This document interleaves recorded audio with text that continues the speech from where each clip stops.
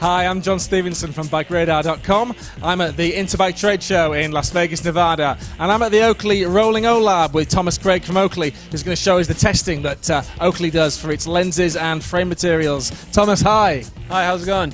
Good, thanks. How are you? Not too bad. Excellent day. So, Thomas, we've got some scary-looking machines here. What do they do? Well, basically, this is part of ANSI's national standards, which stands for American National Standards Institute, Z87.1. And basically, we test for optical clarity, definition, and basically, these machines are what we use to test them. We start with our scope test here, and then we got our laser test on the right side. Starting with the scope test, it's going to basically test for the overall quality of the lens material. As you can see, this scope is hooked up to this TV over here, showing an MBS pattern simulated at 25 feet away. Now, for our standards, what we do to pass this test is you need to be able to see the 20 lines of resolution, both horizontally and vertically. So when we start putting one of the competitors' glasses on this scope, you can see that those 20 lines of resolution are pretty blurred out. We can pump some light in there to kind of see the object, and that's pretty much as clear as it's going to get. This can basically demonstrate poor lens quality. It doesn't matter whether it's a clear lens or glass, whatever have you. It's still gonna not be as clear if the lens quality is poor or if the lens geometry is messing up, is causing the light to pass at an untrue angle. So when you start wrapping a frame, light passes through this frame and starts bouncing around all over the place. What we did to correct this is we created HDO, and through HDO we created XYZ optics. So it rakes to the face and wraps to the head, and basically it's really thick at the optical center, which attracts the most light, and it tapers out towards the edges of the lens, allowing light to pass naturally through it, giving you clear optics, as you can see on this MBS pattern. Basically all the numbers and lines have been pretty clear. For the second test, we do a laser sight, which basically demonstrates how your left and right eye work together to focus on the object and basically to see.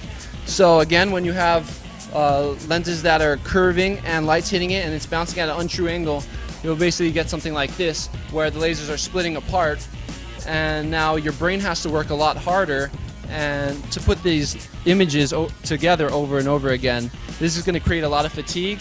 This is going to make you tired and sometimes give you headaches. So to alleviate this, again through our XYZ optics, we're able to, have those lasers hit that bullseye every single time because the light is able to pass through at its true angle. This is our lens material at its rawest form. So before plutonite becomes plutonite, this is a high-grade polycarbonate, little particles that we basically boil down, melt together, and extrude out all the impurities. The unique part about this substance is that at its rawest form, as these particles, it still blocks out 100% UVA, UVB, C, and a harmful blue light, which A stands for aging, B stands for burning, C stands for cancer, which is basically, I like to think, sunscreen for your eyes. Thomas, this is the bit I'm excited to see. Throw some ball bearings at some lenses for us. All right, definitely. So beyond all the optical tests we definitely do a lot of impact resistance testing as well. Starting off with this, we use a competitor with a glass tempered lens. We get these mocked up for our test, and what we basically do is we're going to fire a 1/4-inch steel ball bearing at 102 miles an hour and basically see what happens to it.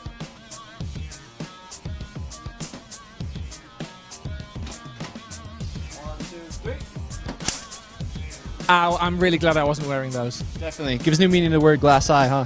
Using our Oakley flak jacket with the same plutonite lens technology to pass all the optics tests. You can see that if we do the same test for these lenses, that's basically the result. Barely any damage. Exactly.